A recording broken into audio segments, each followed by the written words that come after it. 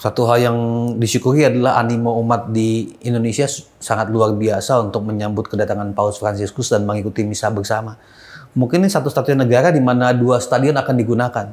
2 stadion? Satu stadion GBK, stadion utama, dan satu lagi stadion Madia yang terletak sekitar 100 meter dari GBK.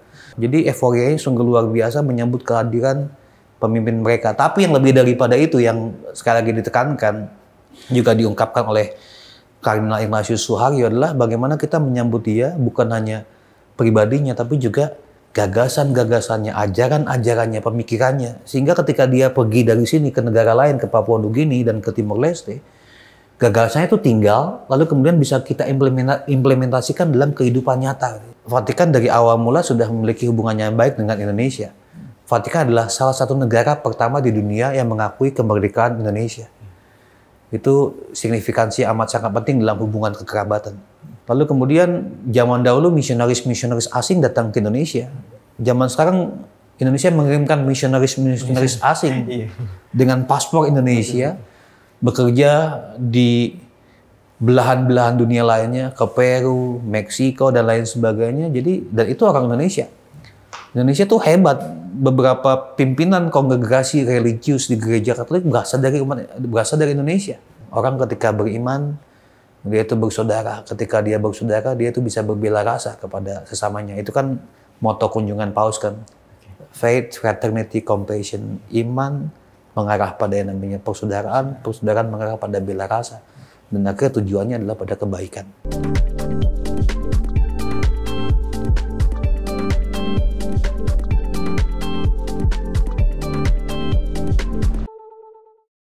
Halo sahabat Kompas.com, saya Robertus Belarminus. Pada hari ini saya merasa terhormat karena dapat diterima oleh Romo Thomas Ulun Ismoyo.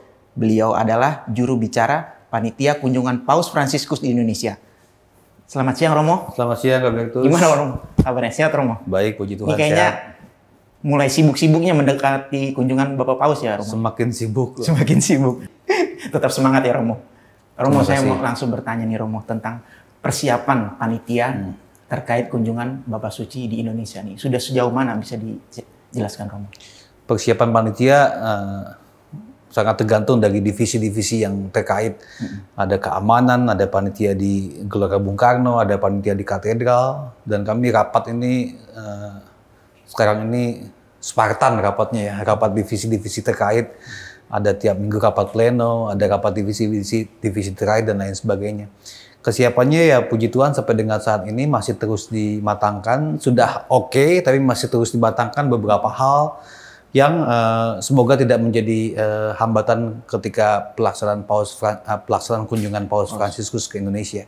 Jadi sudah semakin matang timeline, waktu ke waktu, persiapan, pelaksanaan acara demi acara yang melibatkan stakeholder terkait. Oke. Romo, kegiatan apa saja yang akan diikuti oleh Bapak Paus di Indonesia ini? Sebagaimana sudah dirilis dalam media resmi Vatikan, satu akan berjumpa dengan Presiden Joko Widodo di istana, lalu kemudian ada pertemuan interreligius dengan para pemimpin lintas agama di Masjid Istiqlal, ada perjumpaan dengan para religius gereja Katolik, perwakilannya di gereja katedral, ada perjumpaan dengan anak muda lintas agama, Scholas Occurrentes, sekolah perjumpaan yang diinisiasi oleh Paus Fransiskus ketika dia berada di Argentina, juga akan terjadi di komplek katedral. Ada kemudian perjumpaan dengan para anggota Serikat Yesus di Kedutaan Besar Vatikan. Ada perjumpaan dengan badan-badan penerima bantuan kemanusiaan di Gedung Konferensi Wali Gereja Indonesia. Dan ada misa kudus di Gelora Bung Karno dengan perwakilan keuskupan-keuskupan umat-umat Katolik Indonesia. Jadi jadwal tadi itu sudah fix ya Romo? Sudah fix tentu oleh Vatikan. Oke.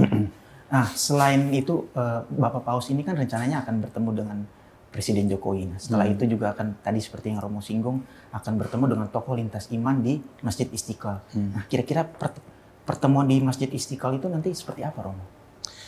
Perjumpaannya sedang disusun oleh panitia dalam koordinasi dengan pengurus Masjid Istiqlal dan juga koordinasi dengan Kementerian Agama, setahu yang saya dengar.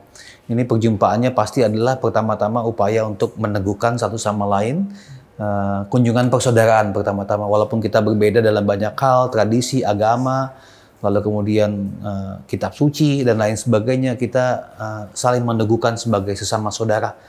Dan sesudah perjumpaan yang saling meneguhkan tersebut, juga ada diskusi dan pembahasan yang kurang lebih berbicara mengenai bagaimana agama-agama bisa berkolaborasi untuk membuat ataupun memajukan kemanusiaan menjadi semakin lebih baik. Di Indonesia pemimpin agama kan signifikan perannya, karena pemimpin agama satu punya umat, yang kedua punya pengaruh. Kalau punya pengaruh dan punya umat, diarahkan pada sesuatu yang baik, pasti akan menghasilkan sesuatu yang baik pula. Makanya ketika ada upaya untuk kolaborasi antara para pemimpin agama yang punya pengaruh dan punya umat, mudah-mudahan itu menghasilkan sesuatu yang baik. Dalam hal ini adalah kemanusiaan yang semakin adil dan beradab, kesejahteraan bersama, dan masalah-masalah kemanusiaan yang harus ditangani juga secara bersama-sama. Romo, untuk pemimpin tokoh lintas iman tadi, sudah ada nama-namanya Romo yang akan hadir itu siapa aja? Yang mengetahui itu pihak pengurus Istiqlal dan juga pihak panitia dari divisi perjumpaan lintas agama. Jadi sudah ada nama-nama yang dinominasikan untuk hadir berjumpa dengan Paus Fransiskus. Ada output nggak nanti Romo kira-kira dalam pertemuan dengan output gitu, hasil dari pertemuan dengan tokoh lintas agama itu? Saya bisa mengatakan yang pertama-tama adalah kejutan, tunggu dulu tanggal mainnya. Gitu ya. Yang kedua pasti pembahasan tersebut itu mudah-mudahan menghasilkan semacam komitmen bersama, upaya saling meneguhkan agar kita bersama-sama mengarahkan pada kemanusiaan yang lebih baik gitu ya. Tapi yang pasti outputnya lebih daripada output, ini adalah upaya untuk yang namanya meneguhkan satu sama lain. Romo, jadi apakah pertemuan dengan tokoh lintas iman itu jadi agenda tetap dalam kunjungan Paus ke negara-negara gitu? Tidak selalu. Jadi agenda Paus itu disusun oleh perwakilan Vatikan di Indonesia, usulan dari gereja lokal, dan juga kepala perjalanan protokol Vatikan. Berdiskusi apa yang menjadi kekasan gereja lokal yang diusulkan, dan juga Vatikan yang menyetujui, atau Vatikan melihat keunikan negara tersebut yang kemudian menginspirasi, menghadirkan keputusan Paus akan melakukan kegiatan tersebut. Jadi kegiatan di Masjid Istiqlal ini adalah kegiatan yang saya mengatakan sebagai sebuah rekognisi, pengakuan akan kekasan Indonesia, dan kekasan Indonesia dalam hal ini adalah kemajemukannya. Indonesia adalah miniatur kemajemukan, miniatur toleransi, hidup beragama. Secara umum itu baik lepas dari namanya letupan-letupan kecil yang harus kita akui, harus kita acknowledge, yang harus tidak bisa kita abaikan begitu saja. Tapi secara umum kan kita hidup dalam keberagaman yang dijunjung tinggi gitu ya. Jadi ada pengakuan untuk itu semuanya. Ketika negara-negara banyak ada masalah persinggungan agama, Indonesia tidak gitu ya. Mungkin teman-teman juga sudah tahu bagaimana di antara katedral dan Istiqlal kan ada terowongan silaturahmi atau silaturahim gitu ya. Ketika negara-negara lain ataupun antar rumah ibadah membangun tembok pemisah, kita membangun terowongan pemersatu, menunjukkan bahwa kita berbagi tanah yang sama, berbagi bumi yang sama, dan bersilaturahmi. Romo, berarti di mata Bapak Suci ini, Bapak Paus ini, Indonesia spesial dong ya Romo ya? Sangat spesial. Itu alasan pertama mengapa Paus juga datang ke Indonesia pertama kali dari 4 negara yang akan ia kunjungi. Nah, ini salah satu agenda Bapak Suci itu adalah menggelar misa akbar di Gelora Bung Karno ya Romo? Betul. Ini mungkin suatu yang ditunggu-tunggu oleh umat Katolik. Nanti seperti apa Romo pelaksanaannya di GBK nanti misa akbarnya? Satu hal yang disyukuri adalah animo umat di Indonesia sangat luar biasa untuk menyambut kedatangan Paus Fransiskus dan mengikuti misa bersama. Mungkin ini satu-satunya negara di mana 2 stadion akan digunakan. 2 stadion? Satu stadion GBK, stadion utama, dan satu lagi stadion Madia yang terletak sekitar 100 meter dari GBK. Karena keterbatasan tempat, satu sisi akan dipakai oleh altar Paus Fransiskus, lalu lapangan tidak akan dipakai oleh umat. Di Gelora Bung Karno itu akan dipenuhi sekitar 60.000 umat. Sedangkan di Stadion Madia itu kebanyakan adalah komunitas pendidikan. guru, mahasiswa, murid-murid yang didampingi guru tersebut sekitar 25.000 orang. Jadi sekitar 85.000 orang itu akan mengikuti misa bersama dengan Paus Fransiskus. Rencananya Paus Fransiskus akan berangkat ke GBK, lalu kemudian dia menuju Stadion Madia, keliling dengan mobilnya, mobil yang terbuka itu, menyapa anak-anak sekolah dan mahasiswa. Sesudah keliling, kemudian menuju ke GBK, keliling juga menyapa umat dan merayakan misa di GBK, sedangkan yang di Madia menggunakan Videotron.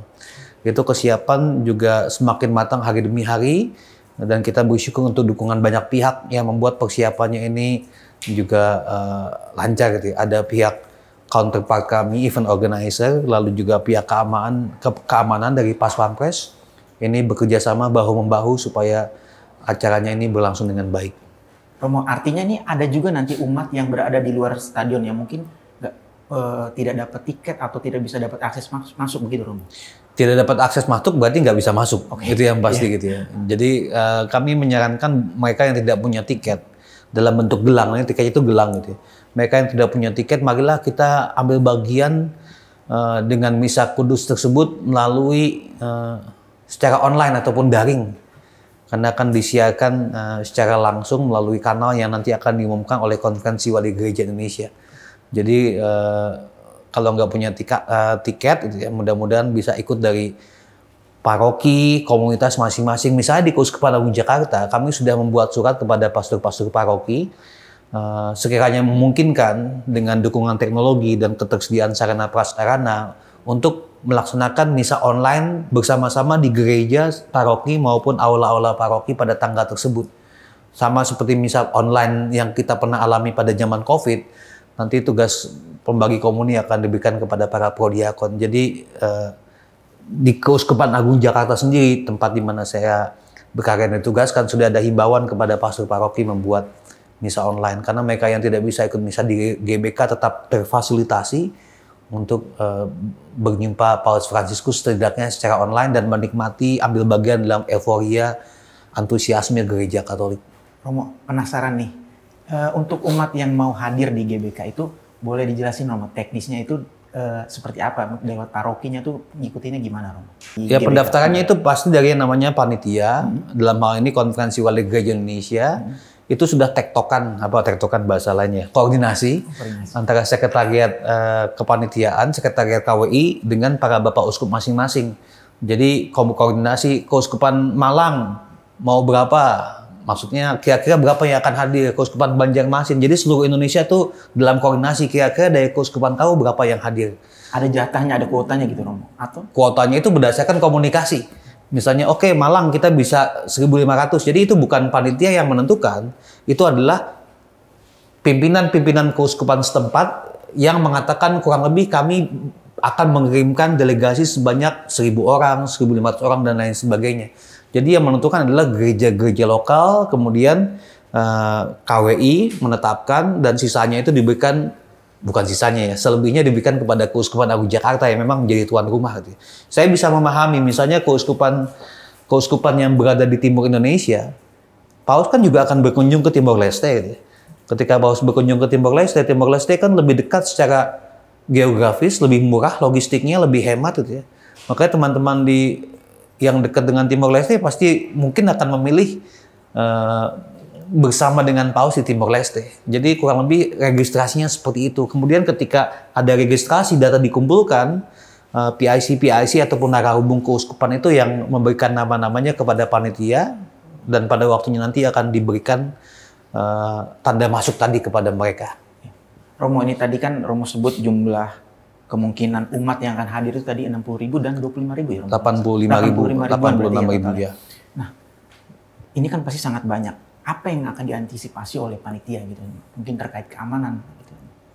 Syukurnya keamanan kami berada dalam koordinasi yang baik, mulus dengan pihak-pihak terkait dari pihak Pas Pampres, kepolisian, lalu kemudian TNI Polri. Ini masih dalam koordinasi yang begitu luar biasa. Juga besok saya rapat dengan BNPT, lalu Badan Intelijen juga terlibat. Maka kita bersyukur untuk negara yang hadir dan membantu pelaksanaan acara-acara di mana Paus Fransiskus akan hadir dan terlibat dalam acara-acara tersebut. Jadi sejauh ini masalah keamanan koordinasinya terus dilaksanakan secara kontinu. Tapi umat juga saya mengatakan yang datang ke GBK gitu ya, ini bukan misa biasa di gereja, dalam artian memang misa. Tapi kemudian ini kan misalnya kalau di gereja kan kamu bisa datang 15 menit sebelumnya gitu ya, atau telat kadang-kadang gitu ya. Di sini enggak gitu ya. Ada saat di mana pintu masuk akan disteril dan nggak bisa masuk lagi gitu ya. Karena paus akan datang dan paus itu kan dikategorikan sebagai pemimpin negara. Makanya harus steril gitu ya. Maka nggak bisa datang 15 menit sebelumnya gitu ya, dan lain sebagainya. Para narahubung keuskupan sudah diberitahu mengenai ketentuan-ketentuan mana yang sebaiknya dilakukan dan tidak boleh dilakukan. Juga mengenai hal-hal teknis mengenai drop off, pick up, bis-bis yang akan hadir dan lain sebagainya. Jadi komunikasi kepada umat pada umumnya diberikan dari narahubung dari masing-masing keuskupan. Tapi saya mau mengatakan kepada umat yang hadir ya, kita persiapkan diri kita, makan siang dulu kalau bisa gitu ya, karena cukup lama, dan ini bukan gereja yang kadang-kadang ber-AC, ini stadion gitu ya. Jaga kesehatan dengan baik sehingga peristiwa ini menjadi peristiwa yang monumental sekaligus menggembirakan untuk umat yang akan hadir. Ya. Tadi menarik Romo, Bapak Suci ini kan tidak hanya sebagai kepala negara Vatikan, tapi beliau adalah pemimpin tertinggi gereja Katolik. Kira-kira Romo, dari kacamata Romo nih, euforia umat Katolik di Indonesia yang akan menyambut Bapak Suci nanti seperti apa gitu? Euforianya luar biasa ya. Dari satu indikator misalnya keinginan mereka untuk mendaftar hadir misalnya di GBK, itu luar biasa. Yang kedua, euforia yang kedua itu ditemukan di gereja-gereja lokal, aneka kegiatan yang dilakukan untuk mempersiapkan kedatangan Paus Fransiskus. Ada doa bersama, ada seminar, ada bedah buku, ada persiapan latihan misdinar, ada berbagai macam kegiatan. Euforia sungguh-sungguh mau mengatakan kita mau terlibat dalam kegiatan macam ini. Dan kita bersyukur inilah gereja Katolik yang hidup. Gitu ya. Gereja Katolik di Indonesia kan umpamanya cuma 3% dari total populasi kan. Tapi sungguh hidup. Kalau gereja di tempat lain, mungkin di belahan dunia lain banyak yang sepi. Kita kan kalau minggu kan penuh, pack gitu ya. Jadi euforianya sungguh luar biasa menyambut kehadiran pemimpin mereka. Tapi yang lebih daripada itu yang sekali lagi ditekankan, juga diungkapkan oleh Kardinal Ignatius Suharyo adalah bagaimana kita menyambut dia bukan hanya pribadinya tapi juga gagasan-gagasannya, ajaran-ajarannya, pemikirannya. Sehingga ketika dia pergi dari sini ke negara lain, ke Papua Nugini dan ke Timor Leste, gagasannya itu tinggal lalu kemudian bisa kita implementasikan dalam kehidupan nyata. Sehingga sosok Paus Fransiskus yang terus hidup, pemimpin kita adalah sosok yang pemikirannya bisa kita implementasikan dan pemikirannya itu semuanya atau hampir semuanya itu berbicara mengenai kemanusiaan yang sama-sama adalah mimpi kita semua untuk menjadi lebih baik gitu ya. Oke, Romo. Kegiatan tadi yang sudah dijabarkan oleh Romo kan kegiatan terjadwal. Tapi biasanya ya Romo, Paus itu ada nggak sih agenda-agenda yang mungkin tidak terjadwal itu dalam kunjungan ke negara-negara gitu Romo? Saya nggak bisa jawab karena saya nggak pernah ikut sama dia gitu. Siap. Tapi apakah dia akan agenda ke UMKM? Kayaknya enggak ya gitu ya. Tapi yang pasti saya kurang tahu, saya nggak bisa jawab. Tapi sejauh ini kan agenda kan berkaitan dengan keamanan, dengan protokol gitu ya. Tapi berarti terjadwal semua ya kemungkinan besar ya Romo untuk di Indonesia? Terjadwal semuanya. Tapi Paus Fransiskus ya, pemimpin gereja Katolik, kita tahu bahwa kadang-kadang dia punya spontanitas, bahasa lainnya genuisitas, yang kadang-kadang kan kepala keamanannya kan pusing gitu. Dia bisa saja di tengah-tengah mau berhenti ketemu orang itu betul. Ya maunya dia gitu loh, sebagai pemimpin negara gitu ya. Jadi tindakan-tindakan spontanitas ataupun bahasa lainnya genuisitas tersebut yang mau menunjukkan kedekatan dia pada orang itu ya, apakah akan diakomodasi? Mungkin bukan akan diakomodasi, tapi pihak keamanan pasti menyesuaikan diri seandainya hal-hal tersebut dilakukan oleh Paus Fransiskus begitu. Baik. Tadi kita sudah berbincang Romo mengenai persiapan kedatangan Bapak Suci. Nah ini kita akan bahas soal maknanya Romo. Sebenarnya apa sih Romo latar belakang Paus Fransiskus memilih Indonesia sebagai negara yang akan dia kunjungi? Karena gini Romo, kita kan tahu Indonesia pertama mayoritas Muslim. Kemudian di Asia sendiri sebenarnya ada Filipina yang mayoritas Katolik. Ini apa yang sebenarnya menginisiasi Romo? Pasti yang menginisiasi adalah adanya hubungan bilateral yang bagus antara Indonesia dengan Vatikan. Dan Paus itu datang karena yang namanya undangan. Dan bersyukur dari banyaknya undangan yang ia terima, ia mengiyakan Indonesia. Jadi Indonesia memiliki peran signifikasi sangat penting. Ini adalah kunjungan yang tertunda, seharusnya 2020, tapi karena COVID, untungnya nggak dibatalkan tapi ditunda. Dan kesampaiannya 2024, kita bersyukur untuk itu semua. Dan kami bersyukur untuk dukungan negara dengan lobby-lobbynya dari berbagai macam pihak yang kemudian sampai terwujudlah rencana kedatangan Paus Fransiskus ke Indonesia. Baik dari pihak Indonesia yang berada di Vatikan dan sebaliknya. Jadi hubungan bilateral itu bagus. Yang kedua, Vatikan dari awal mula sudah memiliki hubungan yang baik dengan Indonesia. Vatikan adalah salah satu negara pertama di dunia yang mengakui kemerdekaan Indonesia. Itu signifikansi amat sangat penting dalam hubungan kekerabatan. Lalu sudah saya katakan, Indonesia juga memegang peranan penting sebagai miniatur keberagaman dan toleransi, yang mudah-mudahan bisa menjadi proyek bagaimana itu disebarluaskan ke banyak hal. Itu secara hubungan kenegaraan ya. Tapi dalam gereja Katolik pada umumnya atau secara umum, gereja Katolik umat Katolik hanya 3% dari total populasi. Tapi signifikansinya untuk Indonesia dan dunia gereja Katolik juga signifikan ataupun nyata. Di Indonesia kan ada beberapa pahlawan Katolik, pahlawan nasional berasal dari agama Katolik. Lalu kemudian zaman dahulu misionaris asing datang ke Indonesia. Zaman sekarang Indonesia mengirimkan misionaris asing dengan paspor Indonesia bekerja di belahan-belahan dunia lainnya, ke Peru, Meksiko dan lain sebagainya. Jadi dan itu orang Indonesia. Indonesia tuh hebat. Beberapa pimpinan kongregasi religius di gereja Katolik berasal dari Indonesia. Misalnya Uskup Ende yang akan dilantik besok tanggal 22 Agustus itu sebenarnya adalah pimpinan kongregasi Serikat Sabda Allah. Dan beberapa pimpinan kongregasi lainnya adalah berasal dari Indonesia. Maka Indonesia, negara kecil, archipelago, kepulauan ini, hebat signifikansinya baik untuk Indonesia dan baik untuk gereja Katolik. Maka mudah-mudahan semboyan 100% Katolik, 100% Indonesia terus dihidupi oleh umat Katolik sehingga kita bisa berkontribusi bagi negara dan gereja. Oke Romo, ini sebenarnya mungkin sudah sering atau banyak dibahas ya. Tapi saya mau tanya lagi Romo soal misi. Tujuan Paus datang ke Indonesia ini tuh ada nggak misi yang dibawa gitu? Mungkin kalau dari sisi negara, beliau kan kepala negara, mungkin ada misi kenegarawan atau dalam sisi agama Katolik sebagai pemimpin tertinggi gereja Katolik, beliau juga ada misi keagamaan gitu yang dibawa oleh Bapak Paus. Saya yakin misi Paus Fransiskus sama seperti misi umat Katolik pada umumnya, yang adalah misi Tuhan Yesus sendiri adalah mewartakan Injil. Tapi dalam arti apa? Mewartakan Injil kan artinya kabar baik, kabar gembira. Bukan dalam artian membaptis orang sebanyak-banyaknya, bukan. Tapi mewartakan kabar gembira. Dan kabar gembira yang mau Paus Fransiskus bawa, sama juga adalah misi setiap umat Katolik adalah mewartakan betapa Allah itu baik untuk semua orang. Dan Allah baik untuk semua orang artinya Allah juga yang memberikan damai sejahtera. Allah yang memberikan kegembiraan untuk orang-orang miskin, kesejahteraan buat mereka.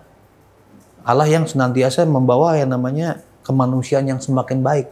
Allah yang membuat orang itu hidup cukup apa adanya, tidak sangat maruk tapi bisa berbagi. Itu adalah kabar baik, itu adalah Injil yang mau diwartakan.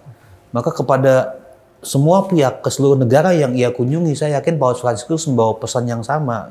Semua orang Kristen, termasuk dia, itu diutus untuk mewartakan Injil dalam artian agar semua orang, apapun agamanya, apapun latar belakangnya, apapun perbedaannya mereka punya, itu sungguh-sungguh merasakan betapa baiknya Tuhan dalam kehidupan. Dan mereka merasakan hidup yang baik, hidup yang rukun, hidup yang damai, hidup yang cukup, tidak adanya pengangguran, kemiskinan yang berkurang, anak-anak bisa sekolah, dan lain sebagainya.